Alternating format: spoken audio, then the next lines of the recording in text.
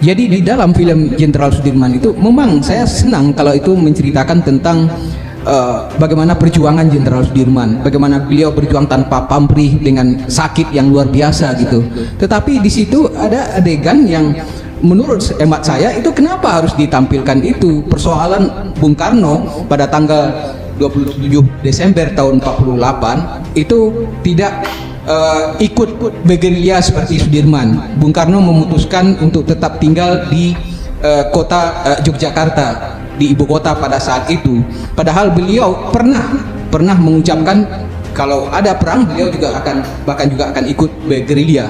Tapi kan harus diketahui bahwa keputusan Bung Karno, Bung Hatta dan lain-lain untuk tetap tinggal di Jogja ketika ada agresi militer kedua itu adalah keputusan sidang kabinet dengan berbagai pertimbangan antara lain keamanan atau keselamatan Bung Karno sendiri, karena untuk mengawal seorang presiden dan wakil presiden itu diperlukan paling tidak 1 batalion tentara di hutan.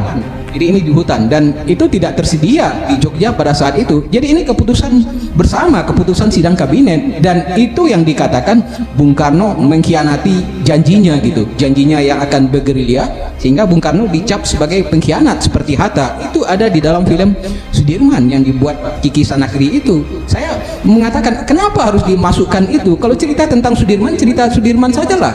Itu kan positif menurut hemat saya. Tapi ya kenapa dimasukkan lagi soal Soekarno dan Hatta yang pada tanggal agresi itu ditawan di Jogja? Tapi kan itu kan pilihan politik.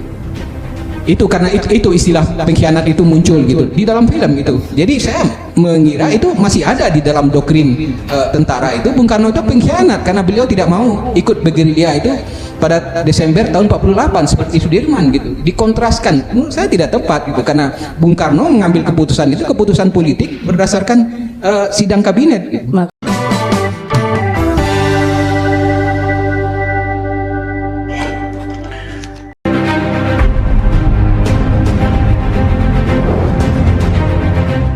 Soekarno-Hatta merasa ingkar janji tak ikut perang bersama Sudirman. Ditulis oleh Faik Hidayat dari Merdeka.com. Perang gerilya yang dilakukan oleh Panglima Besar Jenderal Sudirman telah diakui seluruh dunia karena mampu membuat Belanda kewalahan dalam agresi militer II pada tahun 1948 silam. Jenderal Sudirman yang sedang mengalami sakit paru-paru mampu bertahan hidup dalam perang gerilya di hutan. Namun ada cerita menarik dalam film Jenderal Sudirman yang baru saja diluncurkan. Film itu mengisahkan perjuangan meraih kemerdekaan melawan penjajah Belanda. Pada tahun 1948, Belanda menyerang kota Yogyakarta melalui udara. Mereka berhasil menguasai wilayah Jawa. Hal ini akibat perundingan Renville dibatalkan secara sepihak oleh Belanda. Sudirman pun menemui Presiden Soekarno dan Wakil Presiden Hatta. Soekarno meminta Hatta tidak menceritakan kejadian yang sebenarnya terjadi di Indonesia karena melihat kondisi Sudirman sedang sakit. Tidak ada apa-apa Dimas, Sudirman, lebih baik pulang saja ke rumah istirahatlah, kata Soekarno yang akan melakukan sidang kabinet, menentukan sikap pemerintah terkait serangan Belanda dalam film tersebut. Sudirman tak merasa yakin dengan pernyataan Soekarno.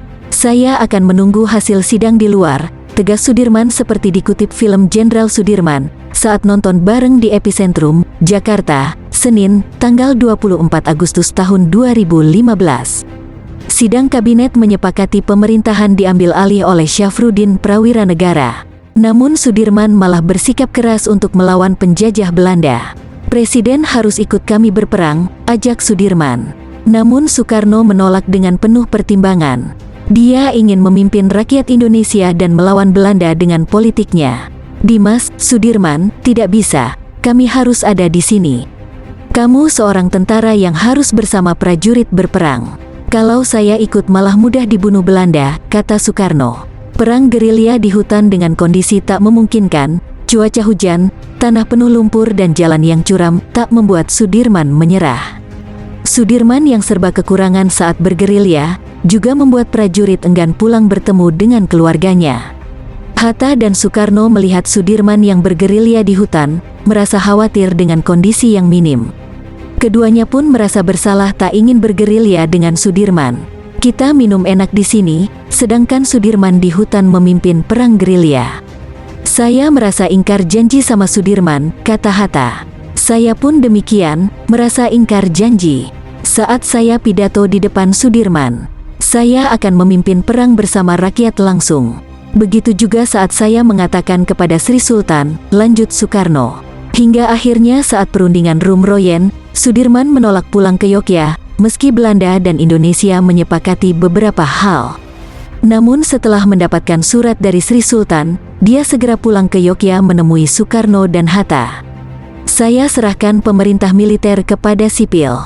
Saya ingin kembali bersama keluarga dan menjadi tentara, tukas Sudirman kepada Soekarno dan Hatta.